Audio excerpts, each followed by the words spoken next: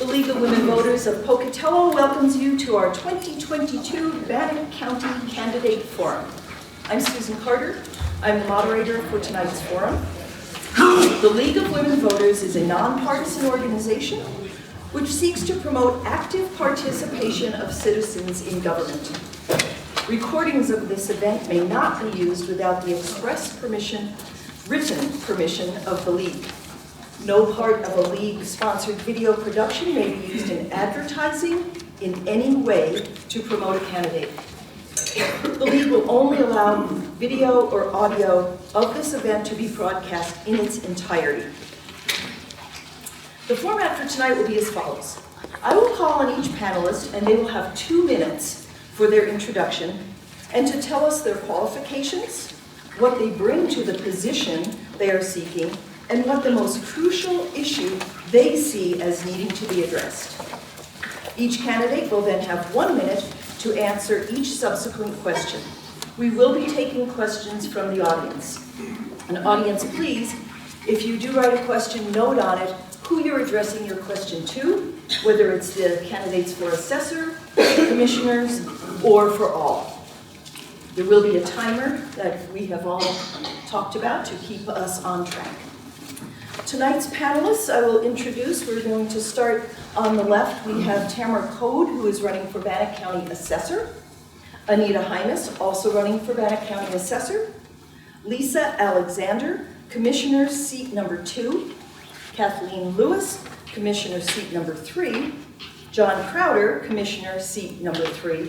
And Jeff Hoff is running for Commissioner seat number 2, but he is out of town and sends his apologies. Now, starting with Tamara Code, you'll each have 2 minutes to tell us your qualifications, what you bring to the position you're seeking, and what the most crucial issue you see as needing to be addressed in the county. Thank you very much. I would like to thank the League of Women Voters for allowing me this opportunity to speak to you all. I've been a resident of Bannock County for over 30 years. I explored other opportunities and lived in some of the most beautiful parts of Idaho, but I chose to return home to Pocatello. I raised all 4 of my kids here. 3 of them have bachelor's degrees, 2 have master's degrees, and this year I was privileged to go to not 2 master's degree celebrations, but actually 3, because I also received my master's. I am very involved in the community and have given time to a lot of local organizations, including Rotary, Women United, the Greater Pocatello Chamber of Commerce, and the Pocatello Chiefs. I was the director of the Portage Greenway Foundation for 6 years, building 8 miles of recreational trail. I love this area, and when I returned home, I was shocked at the negative attitude toward the Davies-Hymas Assessor's Office. I decided to run to regain the trust of the residents of Bannock County in this office. Elected officials are public servants. Serving the public is our #1 priority, which has not been the focus for the last 4 years.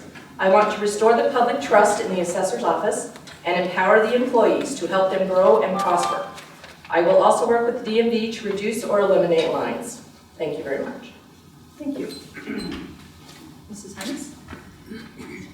I'm Anita Hymas, and I'm running for Bannock County Assessor. I ran across a quote recently that says, "Knowledge has a beginning but has no end."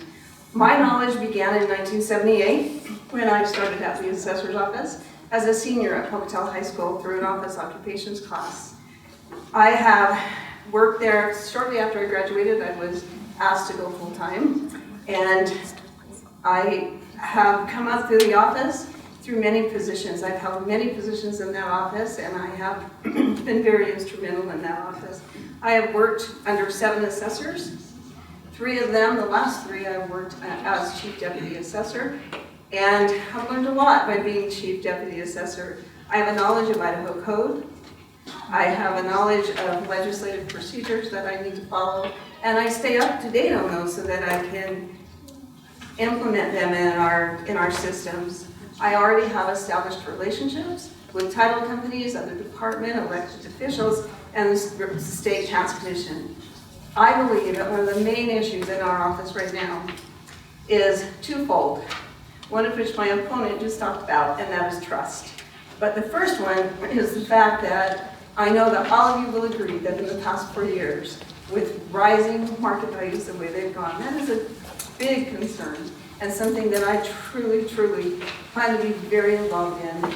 The market, we follow the market due to Idaho code. We do have a trust issue in our office, and we need to build that trust with Bannock County residents, and I plan to do so as your Bannock County assessor. Thank you. Thank you. Thank you to the League for this opportunity. My name is Lisa Alexander. I am running for County Commissioner. I have worked in the county before. I managed the county election office back in the day and was a jury commissioner. So I have an intimate knowledge of how things work with county government. I know how things can work optimally, and I have faith that they can work optimally. I grew up in Idaho. I spent the vast majority of my life in Idaho, and most of that has been in Bannock County. I have 3 grown children, and none of them live in Idaho anymore. They're scattered between school and temporary jobs, but they still call Idaho home. I am excited about the political process. I think that we should still have faith in it, and I think that we can express our opinions, and we should be expressing our opinions. We don't know how to represent you if you don't express to us your needs and your desires. Our job is to listen. Our job is to make things work and to do it in a polite and an equitable fashion. Fiscal responsibility is my #1 issue. There are others, but fiscal responsibility is the big one. This isn't a time when people want to see their taxes increase. It isn't a time for people to be looking at us and wondering how it is that we're spending our money, how we're spending your tax dollars. When I'm elected for commissioner, I will have an open door to listen to you, to work with you, and to make sure that things are equitable. Thank you. Good evening. Thank you, League of Women Voters, for hosting this forum, which provides an opportunity for our community to get to know the candidates of this election. My name is Kathleen Lewis. I'm running for County Commissioner District 3. My husband and I have been residents of Bannock County for over 50 years, raising and educating our family here. I was the Executive Director of the Southeast Idaho Council of Governments for 20 years. In this position, I managed a budget which included federal, state, and local monies. I oversaw personnel, including hiring and termination of staff evaluations, and training. I have worked with 30 cities and 7 counties in Southeast Idaho, assisting communities with planning, getting grant funds to upgrade water and sewer infrastructure, construct downtown revitalization projects, as well as fire stations and meeting other community needs. I've also managed tax increment financing districts for some of these communities. I served on the Pocatello Planning and Zoning Commission for 8 years, Marshall Public Library for 10 years, and currently am the chair of the Public Transportation Advisory Council for District 5. I bring years of experience to budgeting, personnel management, and consensus building. I believe there is actually more than one issue that needs to be addressed. Lowering property taxes is on everyone's radar. We have all seen an increase in our property taxes, which not only impacts homeowners, but also those who rent. As a commissioner, I will look at the county budget to make sure we are spending all of my tax dollars, as well as yours, go into that budgeting process wisely. We need to address as well contamination of our sole source aquifer, as well as ensure we have an adequate water supply. Thank you. Mr. Crowder? First, I'd like to thank the League of Women Voters for putting on this forum, and I also want to thank all of you for coming out this evening. It's past my bedtime, so it may be the same for some of you, to hear from the candidates and find out what we have to say and how we'll act should we be elected. I was prompted to run for county commissioner because I'm concerned about the crushing burden that our ever-increasing property taxes are placing on the citizens of Bannock County. Combined with rampant inflation, higher property taxes are delivering a 1-2 punch to some of our most vulnerable residents. And I'm talking about our senior citizens living on fixed income. As a senior myself, I've spent a bit of time down at the senior center, and I can tell you it is sad to hear about the struggles our seniors and others are facing as more and more of their income gets gobbled up by government and government-caused problems. Something has to be done. Fortunately, I have experience that has allowed me to develop a set of skills that will allow me to help. As a director of our country's second largest shipping firm, American President Lines, I managed budgets of over $300 million and a staff of about 130 spread out over the west coast of the United States and in Southeast Asia. I was responsible for worldwide marine procurement, oil trading operations, fuel purchasing, and government contracting. In that role, I had a fiduciary relationship to our shareholders to deliver efficient service in the most cost-effective manner. With limited resources, we had to set priorities. I want to be your next Bannock County Commissioner to bring these skills to work for the people of this county. If elected, I'll prioritize essential services and work to ensure that spending is kept in check, with a major goal of being put a stop to spiraling property taxes. I'm here tonight to make the case to go to work for you. I'm John Crowder, and I ask for your vote for Bannock County Commissioner. Thank you. We're going to rotate through the candidates as we go through the questions. So Ms. Hines will be answering first on this one, and then we'll go around. What is your role in ensuring that growth and development is sustainable and protects our quality of life while ensuring there are affordable housing options for lower income citizens? Well, I think my role would be in the fact that we just need to make sure that the market values are fair and equitable with those, so that they do stay in line with Idaho Code, with the ratio studies that are conducted twice a year by the Idaho State Tax Commission, and just make sure that we can keep those down and not, just have the, I lost my words. Have the ability to really watch the market. And we have, in our office, we are now looking at some different ways to analyze properties. And so I think that we can do better at what we do and make it a better place for Bannock County. Thank you. Ms. Alexander? Would you mind repeating that for us? Not at all. What is your role in ensuring that growth and development is sustainable and protects our quality of life while ensuring there are affordable housing options for lower income citizens? Thank you. You're welcome. One of the things that the commissioners do is work on attracting businesses to the community. And we can target businesses according to what the people and what we want in our community. So as a commissioner, we can start looking and attracting those jobs. There are many agencies and interagencies that deal with these very matters, and it's important to work closely with those agencies. The commissioners are on some of those agencies. Protecting what we have, though, is very important. Groundwater is really important. Without groundwater, clean groundwater, there is no economy. So we need to protect our water as a means of protecting our environment and protecting our wildlife. Thank you. Ms. Lewis? Thank you. I would say that we need to balance development with our quality of life. We are here because we enjoy the quality of life in Bannock County. Development is going to happen, and I think one of the things that we need to look at and can look at as commissioners is developing both a strategic and long-range plan in how and where the development will happen, so that it is sustainable, so that we do not negatively impact our environment or our water sources. And we talk about sole source aquifer, which impacts the city at the Pocatello Chubbuck area, but we also have to be aware of the water sources in our cities in Lava Hot Springs and Downey and McCown.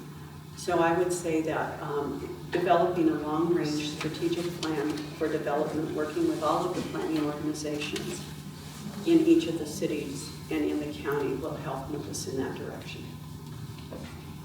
Thank you. Mr. Crowder? I think that the commissioners have a substantial role in all of the things she mentioned. Growth and development, making sure it's sustainable, quality of life, and making sure we have affordable housing. All that's part of the commissioner's work. The commissioners are responsible for the budgets not only of the commissioner's office, but for the budget of every department in the county. One of the best ways that we can ensure that we have a high quality of life and that it is a good quality of life for everybody here in the county is to get a hold of our spending.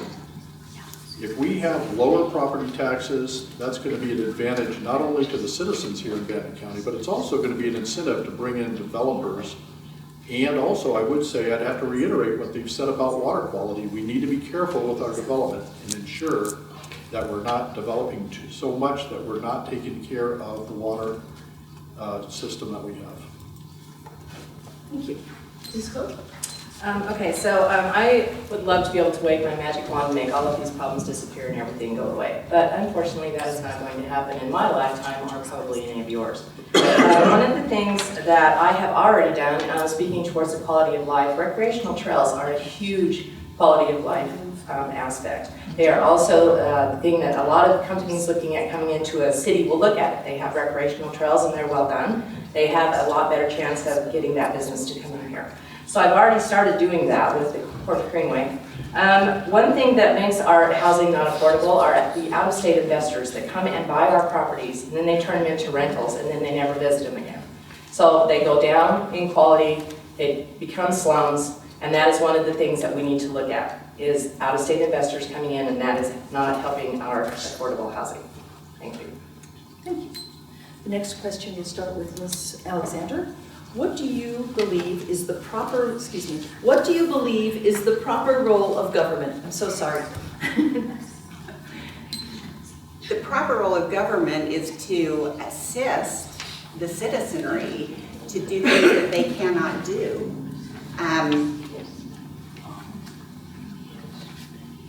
But we need to be mindful when we're doing that. We need to understand your needs.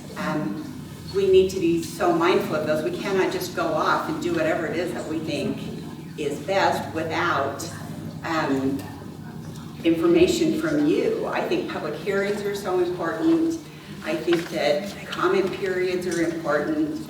I'd love to see more people at the commission meetings. I would love to see that.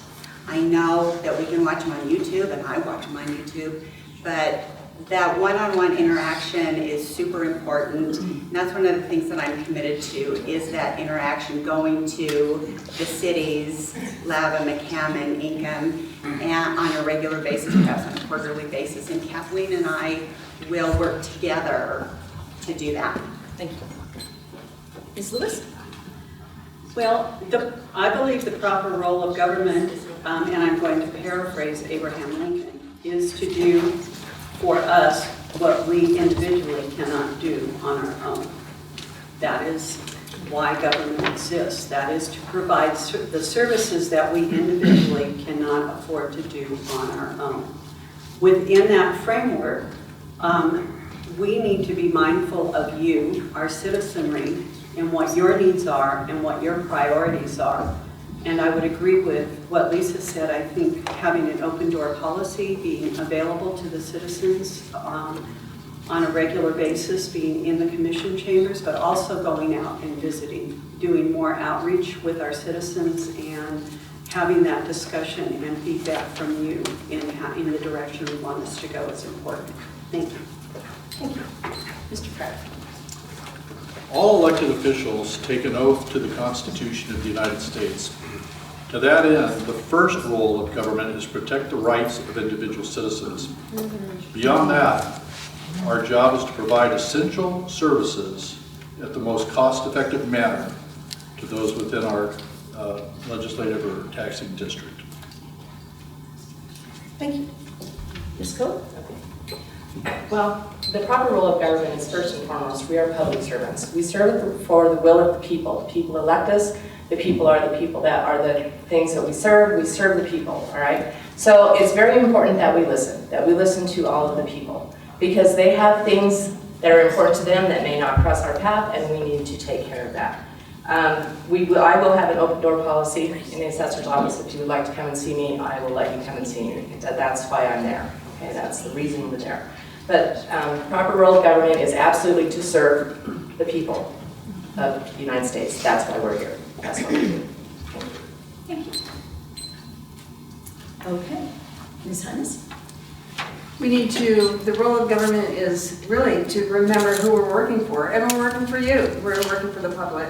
And to be mindful of that, we need to make sure that they know they are listened to and heard at all times, and that we really do want them to be involved and make them feel involved while we reach out to them and really reach out to our community better and be more transparent with the things we do. I think transparency is a major thing that we need to do better with. Thank you. Okay, next question is, the county has a budget of $99 million. Have you ever managed a budget of that size? And we're starting with Ms. Lewis. The short answer is no. However, what I have managed is an organization which has a similar budget setup as the county has. That's called fund accounting, and it's line item budgeting. So whether it's $2 million or $99 million, all you have to do is take a look at the spreadsheet, and you can read the line items, and you can understand what's being said in the budget. As I've looked at this budget, we have increased our county budget by $20 million in the last 2 years, which I find to be untenable. And that is one of the reasons our taxes are going up. So I have taken a look at the budget. It is about that thick. I have looked at all of the pages and have reviewed them and understand what I'm looking at and how to analyze it. Thank you. Mr. Crowder? I have had quite a bit of experience managing large budgets. I worked prior to, when I was in the corporate world, I worked for the oil company ARCO, and I also worked for, as I mentioned earlier, American President Lines. When I was at American President Lines, I was responsible for several different cost centers. So I was responsible for fuel purchasing, worldwide marine procurement. I managed a staff of over 130 people and had to work with other parts of the company throughout Southeast Asia and up and down the west coast of the United States. Our budgets the budget that I was responsible for was about $300 million. So I've had quite a bit of experience in managing large budgets and in ensuring that our costs are controlled and we're providing the most efficient services for the least amount of money. Thank you. Ms. Clark? No, 99 million is a little above my pay grade. However, I have managed several different types of budgets. I have budgeted for nonprofit organizations. I do the budget for the job I have right now. I'm a property manager, and we have about a $500,000 a year budget, and I manage that budget. A bigger budget is really just more zeros. You just have to be careful. You've got to get your costs in line. You have to make sure that you are not going over what you need to spend, cut corners where you can, and make sure that the income is higher than the revenue. That's budget. Thank you. Thank you. Mrs. Hines? As chief deputy, I've had the opportunity to work in the budget process many times, and we always try to be fiscally responsible. We actually lowered our budget a little bit this year. We were asked to, and we did find ways to do that. We always try to only buy those things that are necessary, and we work, again, for all of you, and we try to remember that it's your tax dollars that are going into this. So as elected officials, we need to be fiscally responsible. Thank you. Ms. Alexander? No, I have not managed a budget anywhere close to that. However, Kathleen and I have sat down and gone through this whole budget, and we've gone through several years worth of the Bannock County budget. And we have paid particular attention to what's the clerk's recommendation? What budget do the commissioners propose? The commissioners have proposed consistently a higher budget by a couple of $1 million than what the clerk has proposed. And the clerk is the one responsible for originating that budget. That concerns me. No, I haven't done that. However, I can read that budget and there is training. That's one of the things that this country is founded on, is citizen representation, and we will get the training that we need. But no, I've had absolutely no problem examining the county's budget, and I have done it. Thank you. Okay, the next question, and we'll start with Ms. Lewis. Do you have any experience working with people in multiple departments spread out over a large geographical area?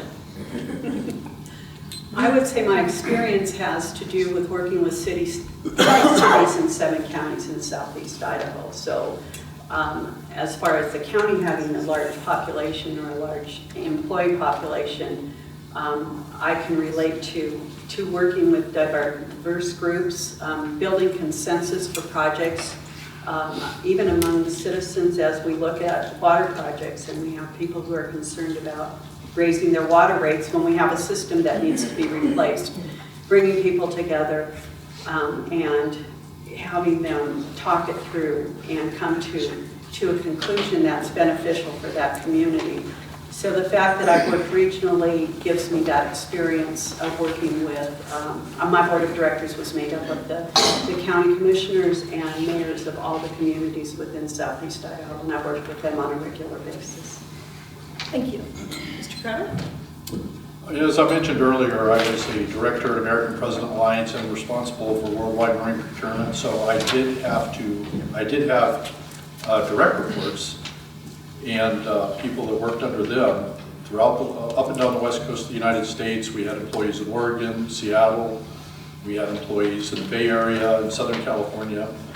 We had employees throughout Southeast Asia that I worked with. Some reported to me, others I had to coordinate with in other departments. And that includes everywhere from Taiwan to Dubai, Singapore, and everywhere in between. Thank you. Ms. Coe? Yes, I actually have. I worked at the Riverside Hotel, which is the largest hotel in Boise, 300 rooms in Boise. And I was the night manager, and I was responsible for 300 employees and spread across 8 different departments. So I spent my entire evening going from department to department, putting out fires and taking care of the employees and empowering them to do their jobs. Right now, I have employees here in Pocatello, and I have employees in Ketchum. I'm definitely working long distance. I go to Ketchum quite often, but for the most part, it's by phone and text that I do help the employees there. Again, the same thing. I empower them to do their jobs well, and I give them the tools they need in order to do that. So yes, I do have experience working in multiple departments with large numbers of employees. Thank you. Mrs. Hines? Yes, I do. I work with all departments of Bannock County. I work very well with the clerk's office, the auditor's office. I work with the county commissioners. I am very well versed in all the departments and help them in a lot of things. We kind of bounce things off each other at all times. I also work with the Idaho State Tax Commission, which are very involved in our office. We have to follow statutes, and they make sure that we are following those statutes.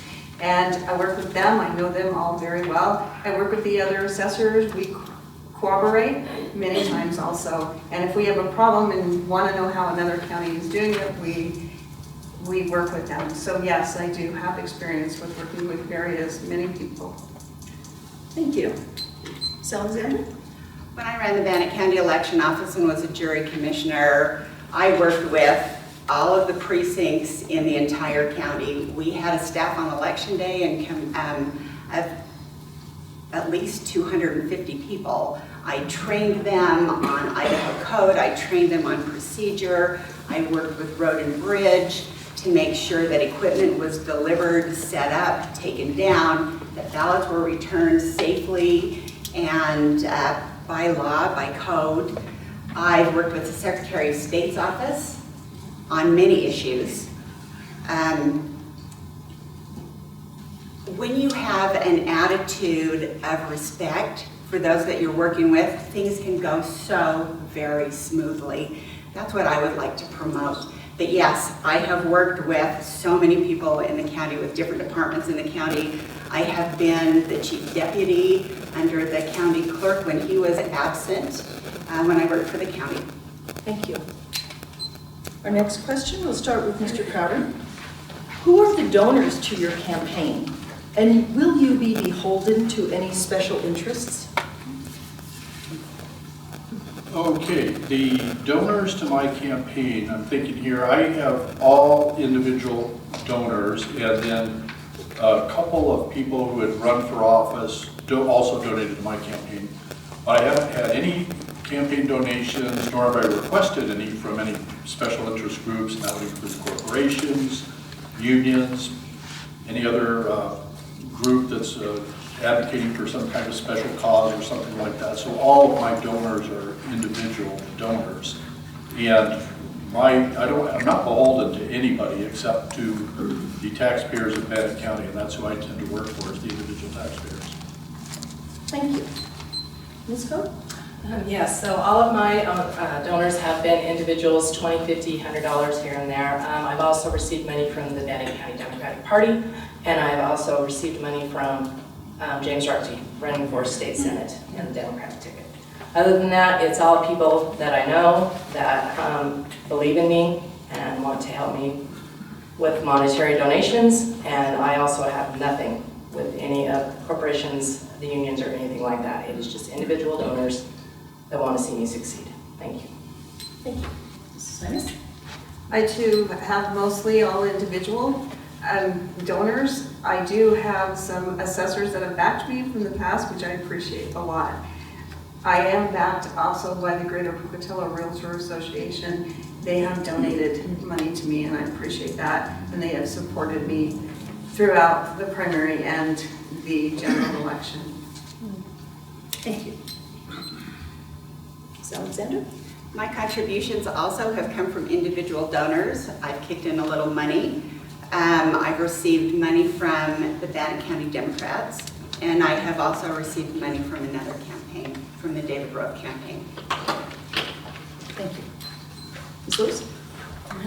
I also have received most of my donations from individuals, and as Lisa has stated, and Tamara, I have received funding from the Bannock County Democratic Party, also from David Rowe's campaign. As far as being beholden to any corporations, unions, or other groups, the answer would be no.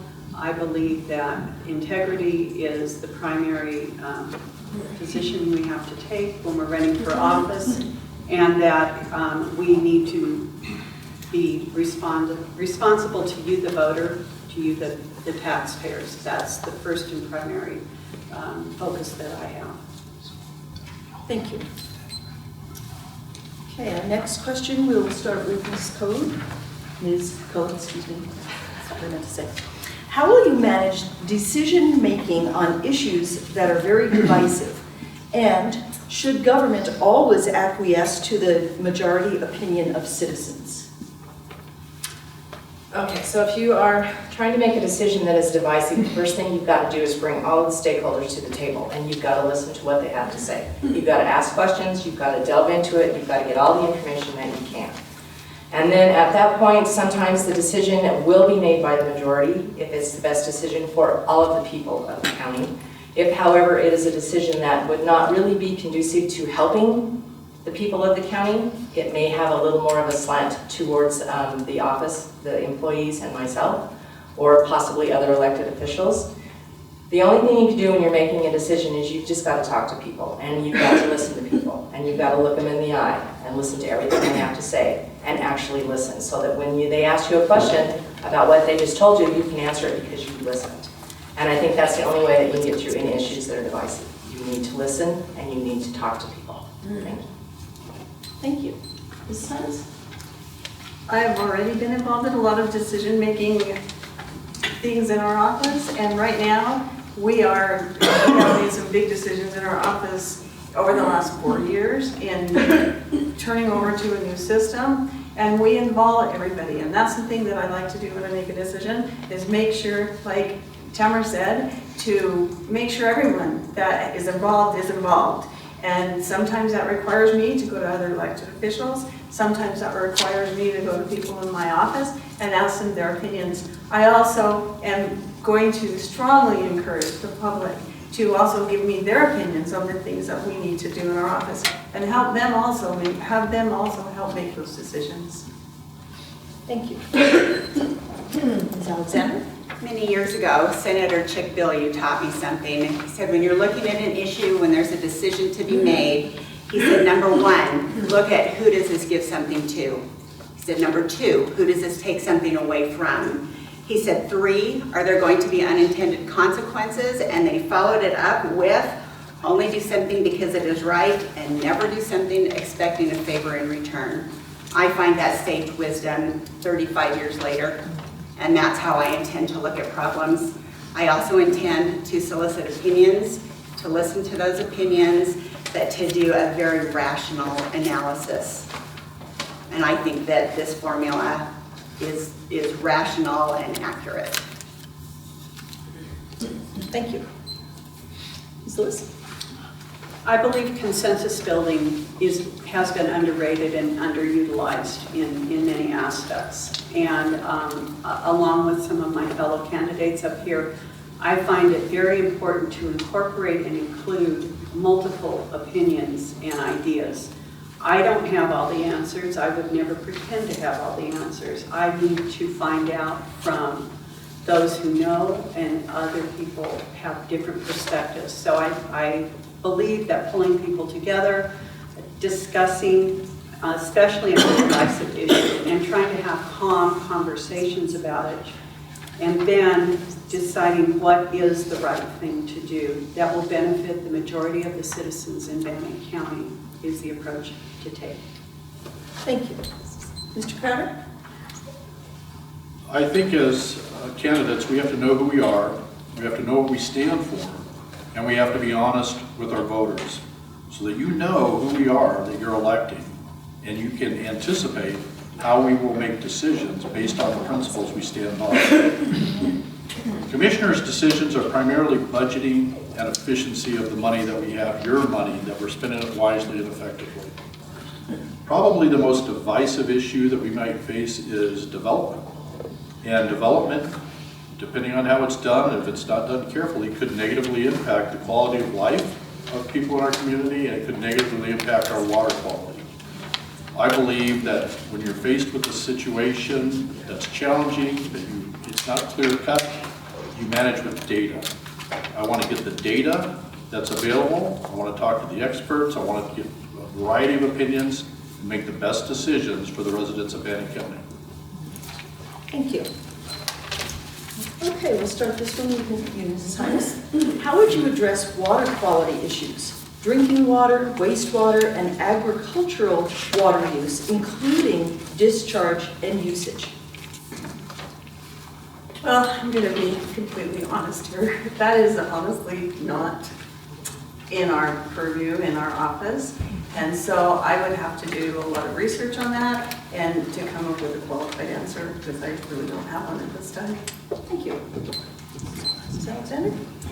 There used to be a committee called the North Bannock County Groundwater Protection Citizen Advisory Committee. They worked for probably 2 decades to come up with a water plan to protect our wetlands, our rivers, our lakes, our aquifer, our recharge areas.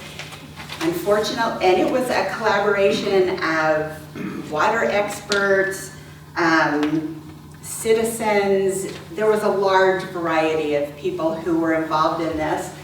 It was supposed to, they came up with a plan that would support and protect our water in Bannock County.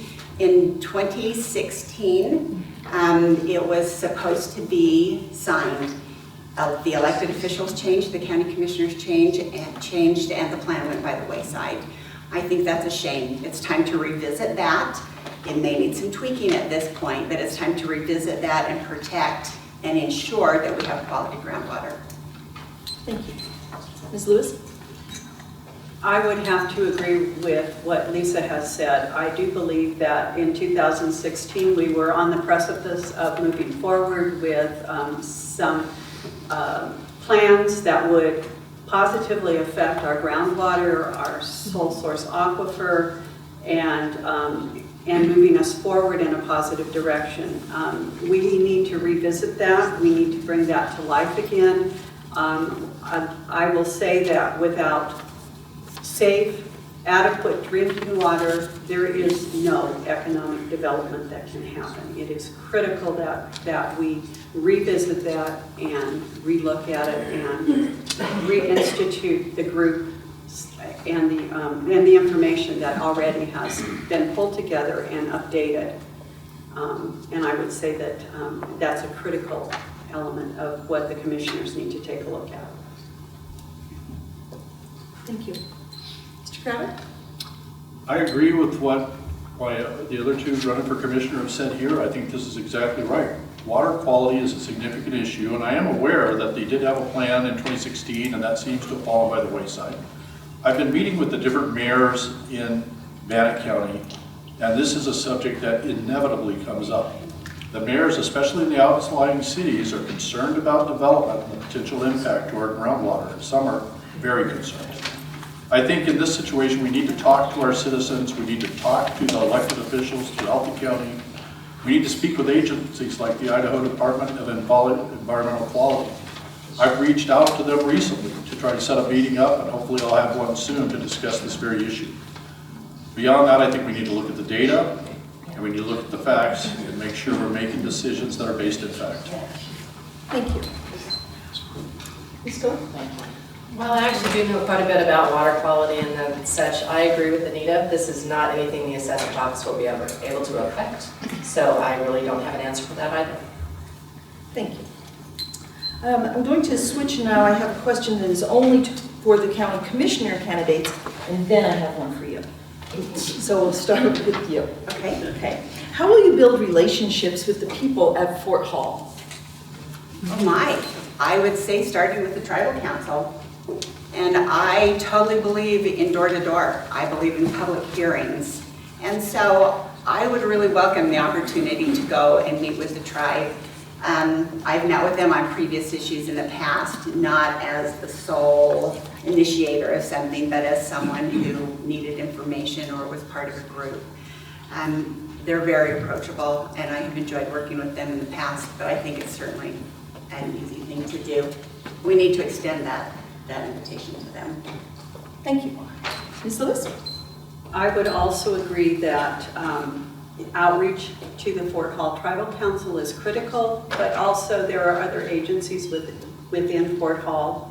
I have worked with their transportation providers before. I've worked with their senior citizen center providers in the past in my previous capacity, and so starting and building those relationships and making known that we are listening, that we want to hear what people have to say at Fort Hall, and how do we move forward with our relationship so we can have a positive and good working relationship honoring both the Fort Hall culture and also the rest of Bannock County.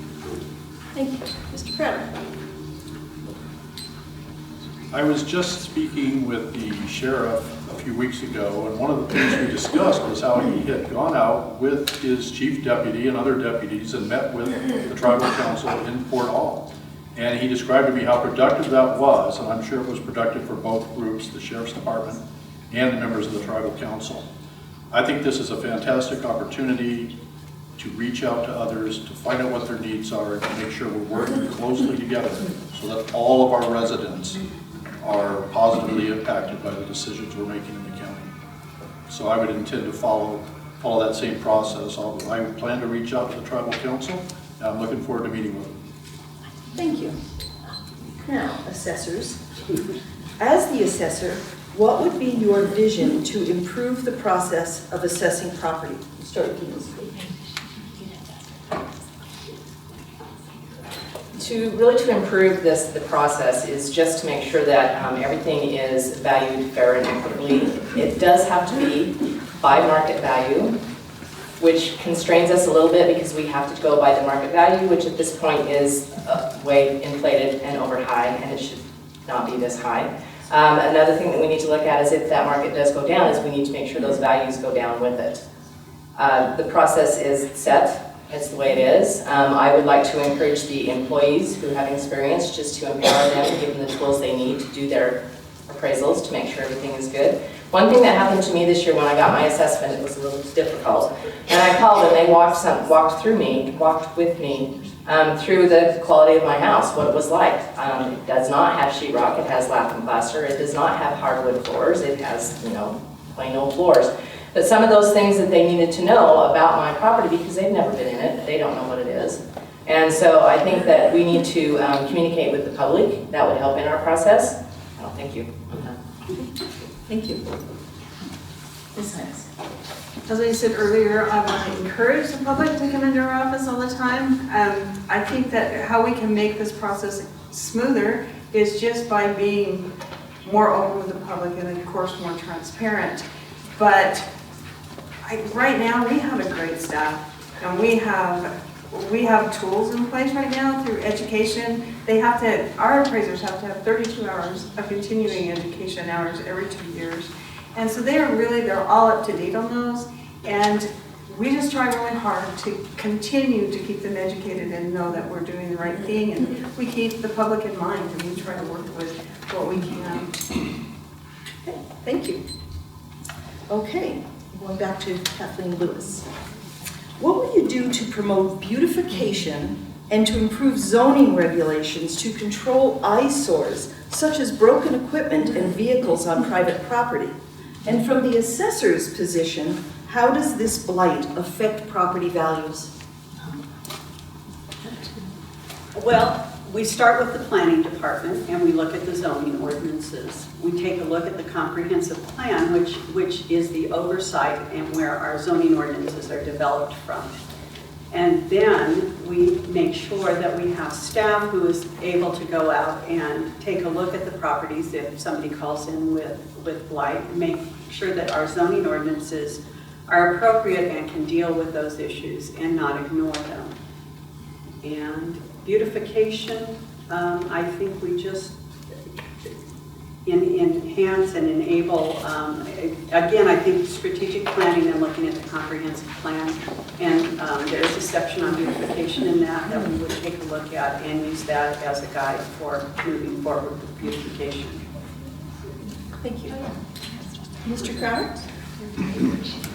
As far as preventing eyesores and things of that nature, I think we have to ensure that our existing zoning ordinances are enforced. And that means making sure that our law enforcement agencies are funded to a level that they're able to have enough officers to get the job done. So I think that's very important. Beyond that, Idaho is a beautiful state. It's a beautiful place already.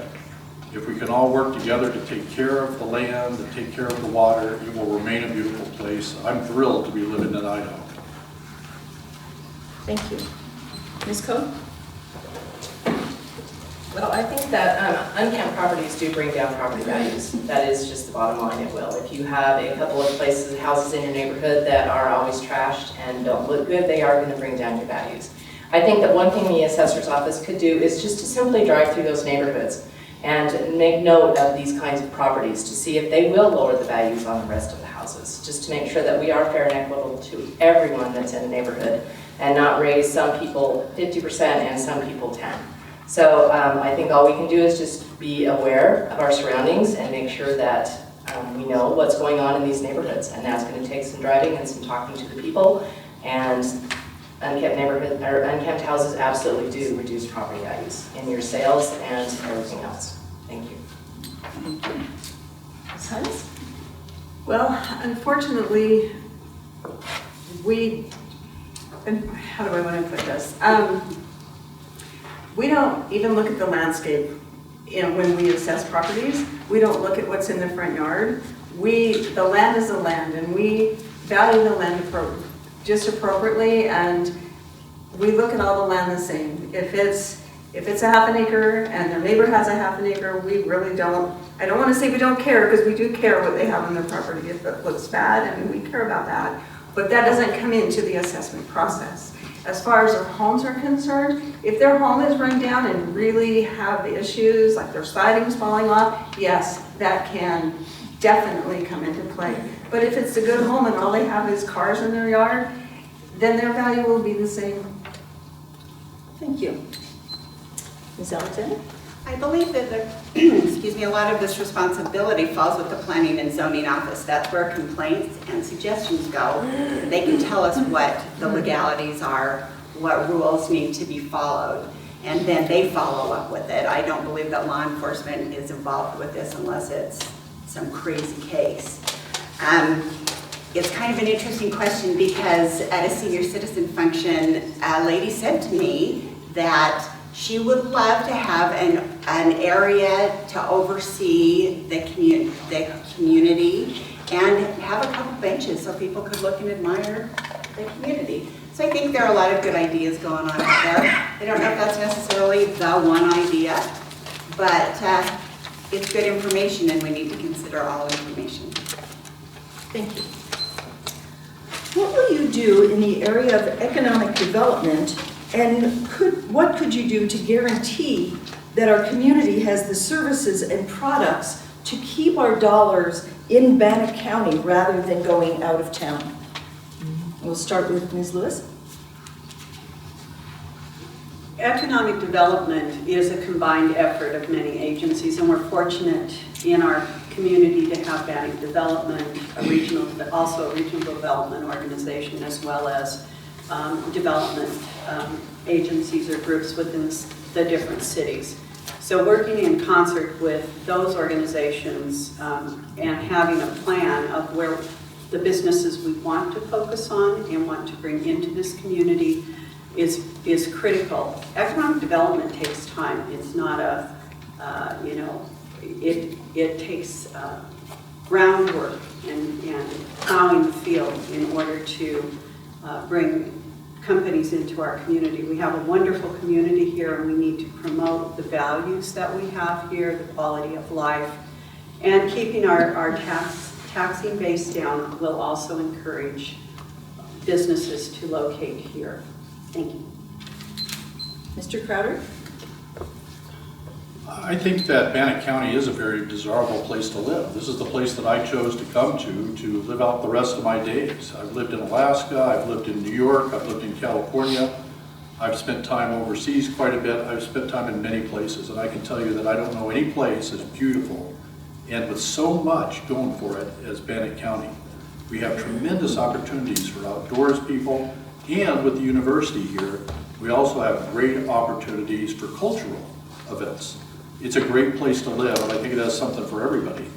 As far as government goes, our primary goal, or our primary job as far as helping to attract development would be to keep taxes low so that we are able to attract people who want to develop here. And also, we need to ensure that regulations and the permit process especially are not so onerous to make it difficult to be able to start businesses.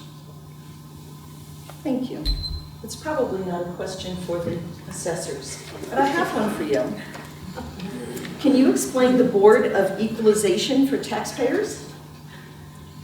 And we're on to Ms. Tamara.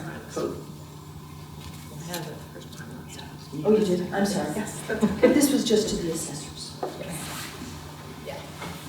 So what the Board of Equalization is that we send assessment notices out every year for the first Monday in June. And they have till the fourth Monday in June to appeal and apply to the Board of Equalization. And then the Board of Equalization takes over, and we actually by code turn our rolls, quote unquote, over to them. And they are in charge of those tax rolls or the assessment rolls for another 2 weeks. And we go in and we are on one side, the appellant is on the other, and we both give our cases, and then the Board of Equalization has a right to either uphold our values, which they have. This year they did really well with listening to us and listening to the taxpayers, and we are working well together. And Board of Equalization is a really important thing, and we need to get that more out to the public to let them know that that's there for their good. That is what that's there for.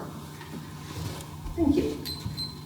Okay, yes, Anita just absolutely just stated it correctly, but one thing that I think needs to happen with the Board of Equalization process is the fact that right now you can go on the website and you can pull off the forms, you can fill them out all by yourself, you can find out all the information you need all by yourself, and you take it in. Now, I've talked with some other assessors in other counties, and one thing that they do is they bring the public in and they help them fill out those Board of Equalization papers. They help them make their case, so that when they go in front of the commissioners, they do know what they're talking about. We can't do anything other than assess values fairly and equitably. That's all we can do. But there's nothing that says we cannot help the people do an appeal for their property taxes to try to get them lowered.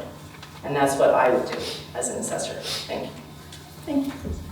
I have a question for the commissioner candidates.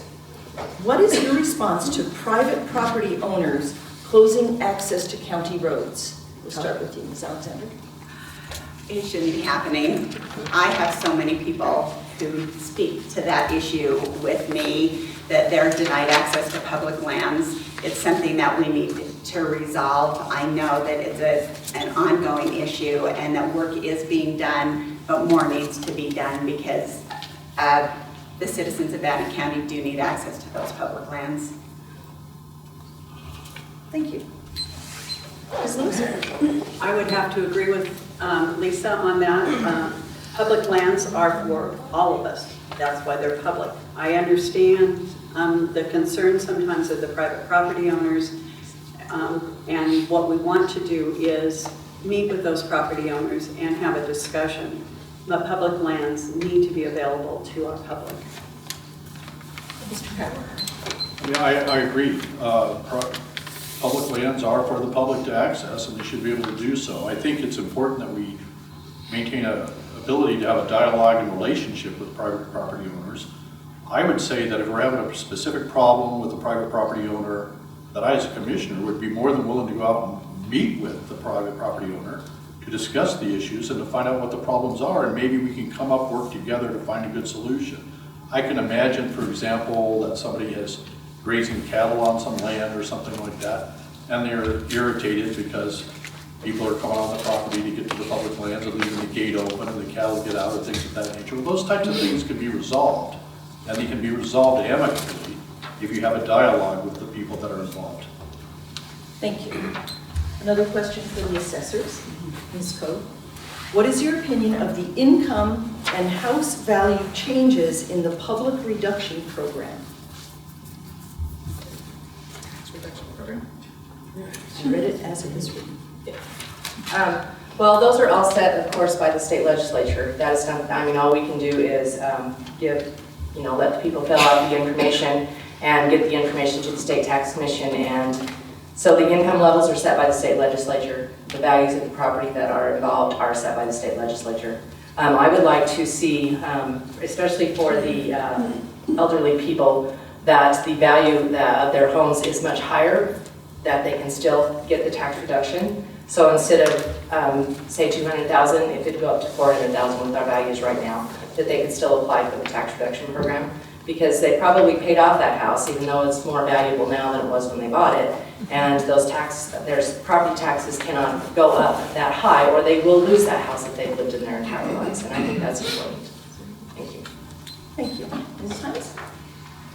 So the property tax reduction program has gone through some major changes recently, and I'm hoping with all hope that it goes back to the legislature this year and they do take care of the portion that Tamara's talking about.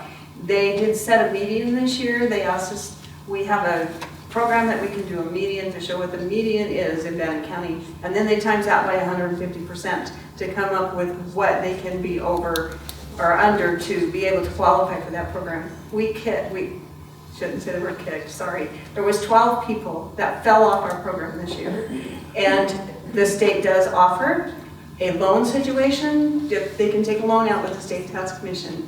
Do I agree with that? I'll be honest, I don't. And I really think that as assessors, and I will be able to sit on committees to help with this, that as assessors, we need to get in there and lobby against that it needs to just be a flat thing and not have any parameters on it so these people don't lose their homes. Thank you. We have a question for the county commissioner candidates. What can be done about the loss of county prosecutors, and should public defenders be funded from county property taxes or state income taxes? We'll start with Kathleen Lewis. I believe that the loss of the prosecutors, is that the question? county Yes, prosecutors? county prosecutors, yes. Maybe tied directly to income. The other question related to the public defenders, there is an idea that I've heard floated that I would like to evaluate, and that would be moving the county defender's budget out of the county into a state budget. It would have to be fine-tuned. That would help lower our property taxes. We have a surplus in the state, as we are all well aware, and that might be an avenue or one area that we can look at, offloading some of our property tax burden back to the state. We would have to make sure, though, that if we did that our county defenders were local, and that the county commission or the county are the ones who actually hire them, not that the state does. Thank you. Mr. Crowder? I'm not sure a lot of people are aware of this, but this issue with the prosecutor's office losing attorneys is very serious. And in fact, it's at the point where we're close to a crisis in law enforcement right now. In the county prosecutor's office, they're authorized for a dozen prosecutors. Just a month ago, they had 9 prosecutors. Today, they only have 5. When you lose so many people in the prosecutor's office, you have understaffing in law enforcement and the deputies with the jail especially. I know those are understaffed. What happens, and especially with the prosecutors, this inevitably leads to pleading down crimes, and you're going to end up with more criminals on the street, people not being charged, and it leads to a dangerous situation for the county. This has to be addressed immediately. It has to do with income, and it has to do with proper recruiting of prosecutors. There's no recruitment program going on in the county that I'm aware of, and that is something that I would want to address right away. Thank you. Ms. Alexander? I agree with the other commission candidates. When I looked at some commission meetings, some recent commission meetings last night, I noticed that they're offering some stipends to keep employees in various departments. But that's a stopgap measure. We need to make sure that the salaries are appropriate to the position. We also need to be working directly with those offices, with the prosecutor's office. I cannot presume to tell them what it is that they need, but I can work with them and we can come up with consensus and we can move forward. Thank you. Question for the assessors, and I believe for you. What factors affect home values, and how are the values connected to taxes? Okay, so what factors affect home values, and how are those values connected to taxes? Okay, so the factors, we have a program, and it's called Pro Value. So we put everything in there. So we factor in everything. We factor in mostly square footage, especially on homes. That's the square footage, the quality of the home, the grade of the home. And we have a grading system that we use through Pro Value. And so that's kind of how that goes into that. As far as how values affect taxes, our values do affect taxes, and the fact that there are many entities that levy against those values, and so those values are directly related to budgets. That's what they get to budget against. So when our values are up, then they have more to levy against, but it all kind of comes out in the wash, really, because if they're fiscally responsible, they're not going to use all that money that they need to take. Okay, thank you. And now for the commissioners, excuse me. Oh, I'm sorry. I apologize. That's fine. Yeah, so yes, Anita is correct with all of the factors that do affect the values. One thing that we can watch towards the values and property taxes is the fact that there is a certain amount of levy that each entity is allowed to take or to raise each year. And a lot of them raise it every year. They raise it that maximum amount. And that is what needs to be taken care of to lower all of our taxes, is the amount that the entities that take our levies, or take our value, or use our values for their levy, they need to keep that levy down. They can't take their 3% raise every year. Maybe they need to cut something down and not take a raise a year or two. And that would definitely help with property taxes. And that is about as far as we can go as assessors to get property taxes down. It's just hope they would just be fiscally responsible in their budgeting. Thank you. To the county commissioners, I apologize. How can the county help residents participate in a recycling program? Who started? It's John's turn. Thank you. Thank you. Thank you. Is it my turn? It is. Boy, that's an interesting question. If we're going to have a recycling program, we have to have a recycling program that actually works and that you're actually recycling. I understand that the recycling that we do here in Pocatello isn't actually all going to recycling. A lot of it gets dumped in with the regular garbage. So the main thing I would say is if we're going to have a recycling program, we could certainly create one.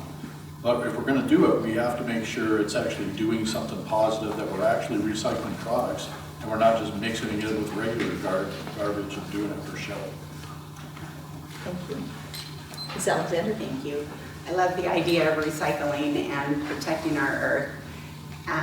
I think that we should be working with the cities and their recycling programs to recycle more and to include the county with that. I know that it's disheartening, even living within the city, when I know that the city of Chubbuck, they have the bins and they come and they get those bins on the designated day. I know they pay for those bins also. I'd be willing to work along those lines so that we can come up with a community effort a collaborative effort between the cities and the county. Thank you. Ms. Lewis? One of the issues that I've heard about is who will take the recycling. So a recycling program is only as effective as we have the ability to offload those items that we are recycling.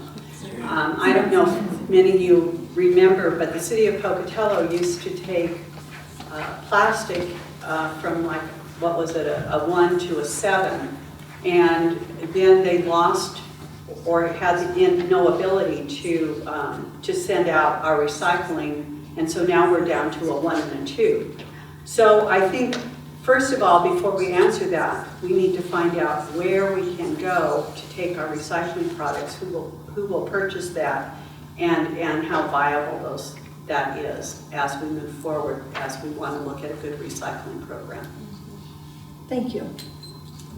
We're back to the beginning of my rotation, so that we'll start with you. How will you and your office be made available to the people? Hours will be open. So I think that, and I've heard from a lot of the people here in town since I got back, that it has been really hard to get into the assessor's office or even to use the DMV. There are so many people that don't even bother coming into our DMV. They go to Power County, they go to Bingham County, they don't even bother because the lines are too long, they just don't want to deal with it, and so we're losing revenue. Even though that revenue is very small, it does help us run the DMV, and since we have to do that, it would be nice to have that revenue to pay the employees of the DMV instead of using taxpayer funds to do that. I think that an open door policy means exactly that. If I'm in the office and you come in and you need to talk to me, let's talk. All right, if you need to call and make an appointment, let's make an appointment. I think that we should meet not only here in Pocatello, we should be going to Downey and we should be going to McCammon and we should be meeting with the constituents there so that they can tell us their issues, they can talk to the assessor as well. So I just feel that it has to be open communication, town halls, emails, phone calls, whatever it takes. Thank you. Thank you. Ms. Times? I too definitely want an open door policy. I want people to be able to feel like they can come in. We do have an issue with the queuing system. I will agree with that. And that system goes into a couple of things. Number one, I feel like when we did implement that we didn't let the public know. We didn't communicate well. I will be the first to say that. We need to have more, transparency, which I kind of pushed tonight, and definitely some communication. And we can do that through social media, we can do it through other ways of media, by reaching out to the public, doing PSAs, so many things we can do to reach out to the public. And that is exactly what I plan to do. I have worked in so many positions in that office that if you came in and asked a question and somebody wasn't there in our plat room, I could answer it. And so I pride myself in that that I am able to do that, and there will definitely be an open door policy. Thank you. Ms. Alexander? Thank you. Kathleen and I have already discussed this, and we've discussed a lot of things. And we feel that we should have an open door policy, but we also should be going to other cities and entities in the county, that it is our responsibility. It's not always their responsibility to travel to Pocatello and to come and see us. We have a responsibility to come and see them and to listen and to educate while we're there. Thank you. And as Lisa has mentioned, we have discussed this, and we both feel it is critical that we go out into the communities. And at a minimum, quarterly meetings in areas such as Marsh Valley and Downey and Lava Hot Springs and McCammon are critical, so that the commissioners can be visible. But also, commissioners are part of different, sit on different boards. And the Downey Fair Board has not seen a commissioner for a number of meetings.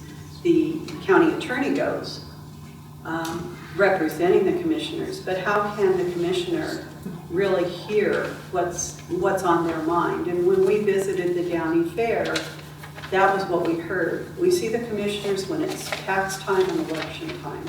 And I think that's a sad commentary on the perception of the commissioners. And so we plan to get out there to talk to all of the residents. Thank you. Mr. Crowder? Well, if you expected a debate tonight, I guess you're going to be sorely disappointed, because for most of us, we all seem to be pretty much on the same page. I think the commissioners need to regularly report to the public. Commissioner Huff wasn't able to be here tonight, but if you have watched his time as commissioner, you'll know that he has been very good about reporting to the public on his Facebook live chats, and I think that's a good way to reach out to the public. Besides having town halls and public meetings and things of that nature, I don't think it's realistic to have an open door policy, because the commissioners have so much to do and they're so busy. But I do think that the public should be able to easily make appointments to meet with the commissioner if need be. And I know Commissioner Huff has been good about that as well. I also agree that we need to get down south to the southern cities and meet with the elected officials and so on. I've been doing that now. And one thing, I'll make a plug for Commissioner Moser, because as I've been meeting with the commissioners in different areas, they've told me what a good job he's been doing in reaching out. Thank you. We are running short on time, and we have to give each of these candidates 1 minute to have a closing statement. We're going to begin with Anita Hennis. First of all, I'd like to just say thank you to the League of Women Voters for putting this event on tonight. It's been great, and it's been wonderful to hear concerns and the questions that you've had. I will be committed to Bannock County and continue to be committed to Bannock County. I've been committed to them for over 40 years and will continue to. And I will work alongside my office staff to make sure that values are fair and equitable and that we are fiscally responsible with our budget. I started with a quote, and I want to end with a quote. Abraham Lincoln once said that commitment transforms a promise into reality. I am going to make promises tonight that I will make positive changes. There will be changes in the assessor's office, both in the DMV and in the other areas. And through my experience and my knowledge, I will make that happen. Thank you. Ms. Alexander? Thank you. And again, thank you to you also for coming. I appreciate that. The main thing I want you to know about me is that I plan on being fiscally responsible. We don't always have to take that 3% increase. We need to look at the budget carefully. We need to allow the other elected officials to have autonomy over their offices to be able to fulfill their responsibilities.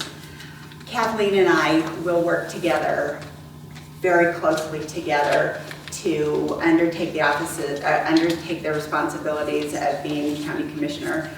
I want you to know that when I look at things, I'll just reiterate this, when I look at issues, I'll look at who does it give something to, who does it take something away from, and are there going to be any unintended consequences? Thank you. Ms. Lewis? Thank you all for attending and for your questions. They were very thought-provoking and caused me to think beyond outside the box. It's very helpful. As you all know, the Board of County Commissioners is responsible for ensuring the health, safety, and general well-being of the citizens of our community in a fiscally responsible manner. It is not a responsibility to take lightly or to downplay the amount of time and commitment needed to effectively manage this position. Lisa and I plan to be full-time commissioners available to all of the residents in Bannock County. I have the experience, commitment, and time that is necessary to lead our county's government. Your vote will allow me to put that experience to work for all the residents of our county. Thank you. Thank you. Mr. Pratt.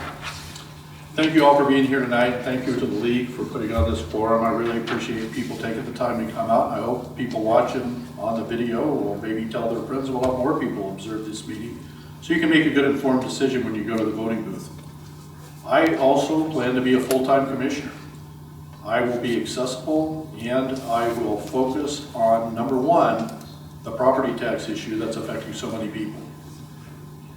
We have an opportunity, I think, as I've looked at the budget, I think that we can increase the quality of our services here. And if we're really careful, we make wise decisions in how we're allocating our funds or we're prioritizing correctly, it does not have to cost the taxpayers of Bannock County another penny. I'll do my best to ensure that that's done for you, the residents of Bannock County, and I ask for your vote, Crowder for Commissioner. Thank you. Thank you. Ms. Coe? Thanks again to the League of Women Voters for holding this forum and to all of you for attending tonight.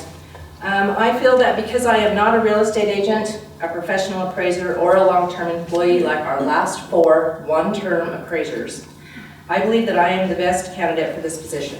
This office needs stable, long-term leadership. My education and experience with introducing and successfully implementing computer programs, customer service, and leadership will help me fulfill the duties of this office. Elected officials, as I said before, are public servants, as are our department employees. As a hospitality professional, I understand and utilize excellent customer service skills, which I will pass to enhance the residents of Bannock County's experience with the assessor's office. It is time for a change in the assessor's office, and I am that change. I would appreciate your vote on November 8th, and good night. Thank you. Many thanks to our candidates and to the audience for attending this forum. If you wrote a question that was not addressed this evening, please be sure to speak to the candidates after this forum. The forum was recorded and will be available for viewing in the next few days on the League of Women Voters Pocatello website and on YouTube. We want to remind you that your voice matters. Be sure to contact your representatives with your comments and questions. The League is holding a legislative candidate forum next Tuesday evening at 7 o'clock in this same room. If you would like to become a member of the League of Women Voters of Pocatello, we have membership forms available on the table. And again, thank you to everyone for participating.